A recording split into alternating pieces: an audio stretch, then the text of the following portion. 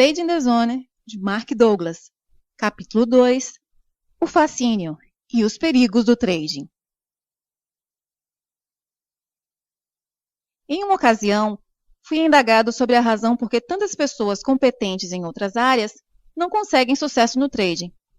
Seria pelo fato das pessoas se envolverem no trading pelas razões erradas? Muitas das razões que motivam as pessoas a entrar no trading, euforia, vaidade, desejo de sucesso, criam constrangimentos que irão prejudicar o desempenho como trader.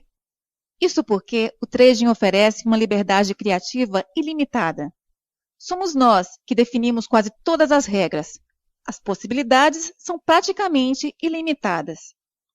A liberdade é algo formidável, mas sem uma estrutura mental interna adequada, essa liberdade também proporciona a possibilidade de causarmos enormes danos a nós próprios. Quase todas as pessoas necessitam fazer esse ajuste mental, independente do nível acadêmico, de inteligência ou de sucesso que tenham tido em outras atividades. Esse ajuste pode ser extremamente difícil, especialmente se aquilo que queremos implantar na nossa mente entra em conflito com aquilo em que já acreditamos. Quando nascemos, já existe uma estrutura social que estabelece os códigos de comportamento para o indivíduo, que ditam como o indivíduo pode ou não expressar-se dentro do grupo social. A necessidade de uma estrutura na sociedade e a necessidade dos indivíduos expressarem a sua própria individualidade podem entrar em conflito. Quem deseja dominar a arte do trading passa por um conflito semelhante. Há alguma coisa dentro de nós que dirige nossa atenção para certos objetos ou tipos de experiências, em detrimento de outros. Tomemos como exemplo a curiosidade, característica inata em todas as crianças. Não é necessário motivar uma criança a aprender o que quer que seja. Elas são naturalmente curiosas, embora nem sempre pelas mesmas coisas. Elas sabem o que as atrai e o que as repele, e assim exprimem a sua individualidade. Chamam a esta orientação a força das nossas tendências naturais. As tendências naturais são tudo aquilo por que sentimos um interesse natural e entusiástico. Cada pessoa tem interesses específicos. Há algum mecanismo interno que nos torna naturalmente seletivos. Se refletir um pouco, será capaz de listar coisas às quais você tem muito, pouco ou nenhum interesse. E de onde vem o interesse entusiástico? Na minha opinião, vem do nível mais profundo do nosso ser, do nível da verdadeira identidade. Os perigos. É ao nível profundo do nosso ser que existe o potencial para o conflito. Por exemplo, alguém que tenha nascido numa família de atletas pode ter um interesse entusiástico por música clássica ou arte. Pode até ter capacidades atléticas naturais, mas não ter interesse em praticar esportes. Normalmente, haverá uma pressão da família para que os membros mais novos sigam as pisadas dos irmãos ou pais. Ao ceder a esta pressão exterior, eles não se sentirão excluídos do seu ambiente familiar, mas entrarão em conflito com o que realmente desejam. Em outras situações específicas, há a total negação da forma de expressão. Por exemplo, um bebê que pela primeira vez observa um jarro em cima de uma mesa. Sua atenção se volta para aquele objeto e sua curiosidade o impulsiona a experimentar esse objeto. Ao se aproximar da jarra, ouve um grito do outro lado da sala. Não, não toque nisso.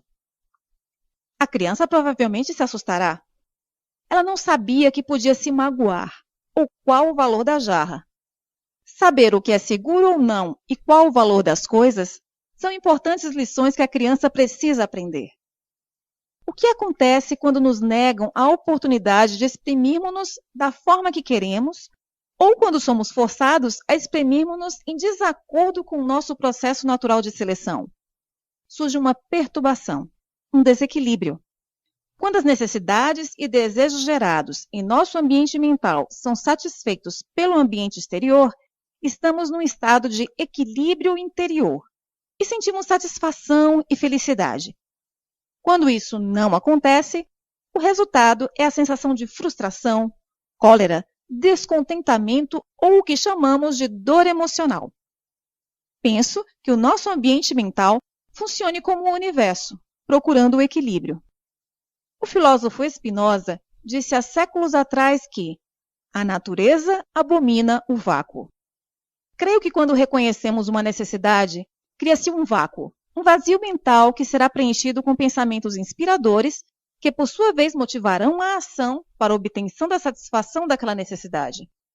Quando esse espaço vazio da necessidade não é preenchido, a reação será a dor emocional. Quando atingimos a vida adulta, já ouvimos milhares de recusas. Chamo a este tipo de experiências impulsos de aprendizagem recusados. O que acontece a todos estes impulsos que foram recusados e deixados por satisfazer? Pode ser que desapareçam se forem apaziguados, ou seja, se nós ou alguém colocar o ambiente mental novamente em equilíbrio. Para isso, existem várias técnicas. A mais natural, principalmente para as crianças, é simplesmente chorar. Mas na maior parte das vezes, mesmo quando ainda somos crianças, os impulsos recusados nunca são compensados. Eles acumulam-se e normalmente acabam por se manifestar num sem número de padrões de comportamento aditivo e compulsivo. Como, por exemplo, as pessoas que acreditam não terem recebido a atenção devida quando eram crianças e tornam-se adultos dependentes de atenção, fazendo de tudo para conquistá-la. Todos nós temos impulsos recusados e não apaziguados. O importante é perceber como isso afeta a nossa capacidade de nos concentrarmos e abordarmos de uma forma disciplinada e consistente. As salvaguardas. Para operar de forma eficaz num ambiente de trading, é preciso regras e limites que orientem o nosso comportamento. É um fato que existe o risco de causarmos danos avultados a nós próprios, danos que podem ir bastante além do limite do que pensamos possível ou aceitável. Se faz necessário, então, a criação de uma estrutura interna sob a forma de disciplina mental especializada, em uma abordagem que oriente o nosso comportamento no sentido que queremos. E essa estrutura tem que existir dentro de nós. O mercado não oferece. O que o mercado oferece é uma estrutura sob a forma de padrões comportamentais que indicam a possibilidade de comprar ou vender. Do ponto de vista do indivíduo, não há regras formalizadas. Não há sequer os conceitos de princípio, meio e fim, como há em quase todas as outras atividades da vida. O mercado é um fluxo constante. Não existe regra que determine seus movimentos. Nada do que fazemos em outras áreas de nossas vidas nos prepara para agirmos num ambiente tão sem limites. Até mesmo os jogos de azar têm estruturas que os tornam menos perigosos que o trading. Quando decidimos jogar blackjack, por exemplo, a primeira coisa a fazer é decidir quanto vamos apostar ou arriscar. É a regra do jogo. No trading, ninguém nos obriga a predefinir os riscos, exceto nós próprios. Por isso, ganhadores consistentes definem seu risco antes de abrirem uma posição. Já os perdedores persistentes se negam a aceitarem a realidade de que, independente de quão bom um trade pareça, este pode fracassar. Acreditam que não podem perder, o que torna irrelevante qualquer determinação prévia de risco. Todos os jogos têm princípio, meio e fim, com base numa sequência de acontecimentos. Isto não se aplica ao trading. No trading, os preços estão em constante movimento. Nada começa até o trader decidir. Dura o tempo que o trader quiser e não acaba até o trader querer. Esses fatores colaboram para que o trader se comporte de modo errático e involuntário. Os jogos, por terem um final pré-definido, obrigam o participante a ser um perdedor ativo. Quando uma partida termina, o jogador que estiver num período de perdas não pode continuar sem tomar uma decisão consciente de o fazer. O trading não tem um final pré-definido. É fácil o participante do mercado tornar-se um perdedor passivo. Ele não precisa fazer nada para continuar perdendo, nem sequer tem que observar. O trading oferece um presente envenenado. O presente é que, talvez pela primeira vez nas nossas vidas, controlamos completamente tudo o que fazemos.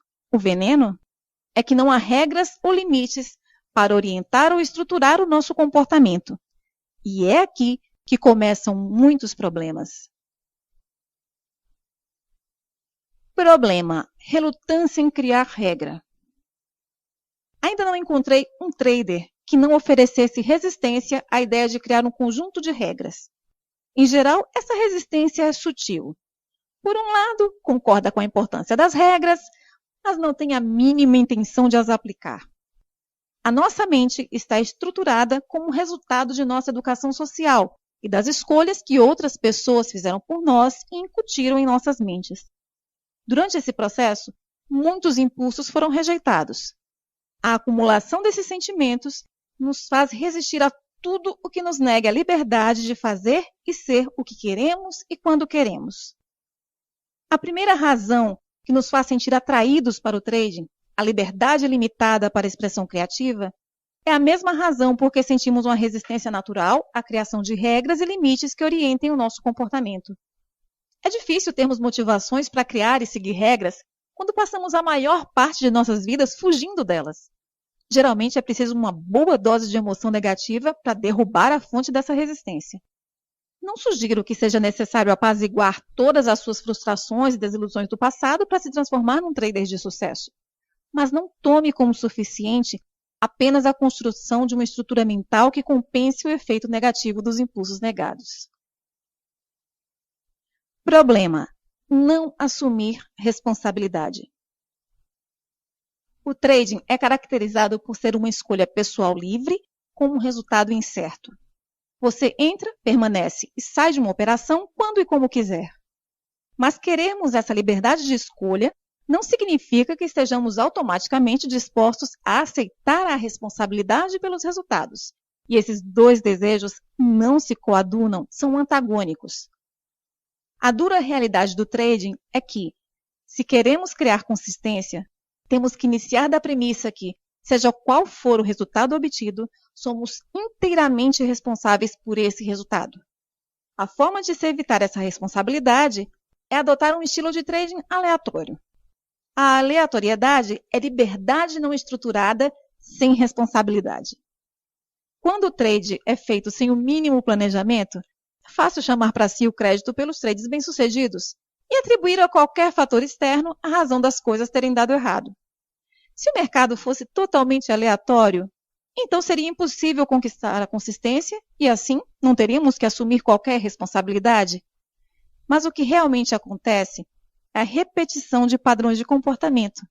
Parece um paradoxo, mas embora cada comportamento individual seja aleatório, o resultado de uma série de padrões é consistente. Conheci uma série de traders que planejavam suas operações para o dia seguinte, mas depois seguiam a ideia de amigos. Nem é preciso dizer que os trades que deixaram de realizar normalmente seriam vencedores. Isto é um exemplo de como é fácil querermos evitar a responsabilidade. Agir de acordo com nossas ideias nos coloca numa posição vulnerável. É difícil justificar resultados insatisfatórios. É muito mais fácil transferir a responsabilidade do insucesso a terceiros. E um outro forte fator que facilita a fuga à responsabilidade é o fato de qualquer trade ter o potencial de ser bem-sucedido.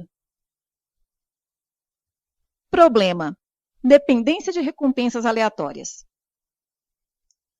Foram realizados diversos estudos utilizando macacos acerca dos efeitos psicológicos das recompensas aleatórias. Quando, por exemplo, os macacos eram recompensados por uma tarefa realizada, eles rapidamente associavam o esforço feito ao prêmio recebido e, quando deixavam de receber a recompensa, também paravam de realizar a tarefa. No entanto, quando a recompensa era retirada em momentos aleatórios e o macaco não conseguia identificar se seria ou não recompensado pela tarefa, ele continuava realizando a tarefa indefinidamente.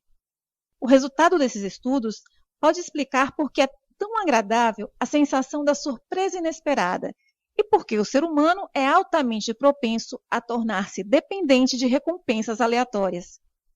Tal qual fizeram os macacos, podemos repetir indefinidamente uma ação na esperança de sentir novamente a prazerosa sensação de surpresa. Por outro lado, quando criamos a expectativa de um resultado e ele não acontece, A sensação de frustração provavelmente nos fará parar aquela tarefa que sabemos que nos causará sofrimento emocional.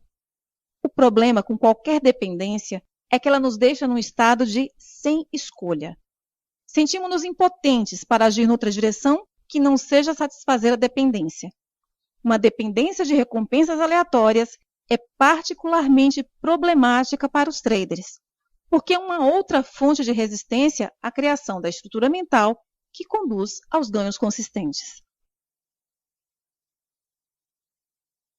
Problema: controle externo versus controle interno.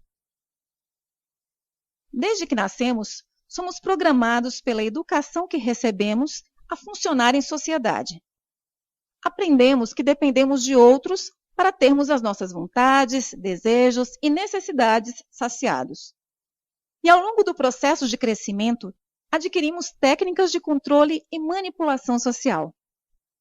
Os mercados parecem ter características sociais por envolverem tantas pessoas e padrões de comportamento. Porém, o ambiente do mercado pode ser definido como uma grande turbulência psicológica, onde é literalmente cada um por si. Além de não podermos contar que o mercado faça qualquer coisa por nós, também é extremamente difícil controlá-lo ou manipulá-lo.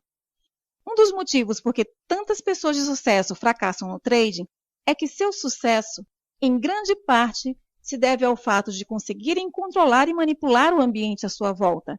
Porém, isso não funciona no mercado e, portanto, a única coisa que podemos fazer é controlar a nossa própria percepção. Em vez de tentarmos controlar o que nos rodeia, podemos aprender a controlarmos-nos a nós mesmos.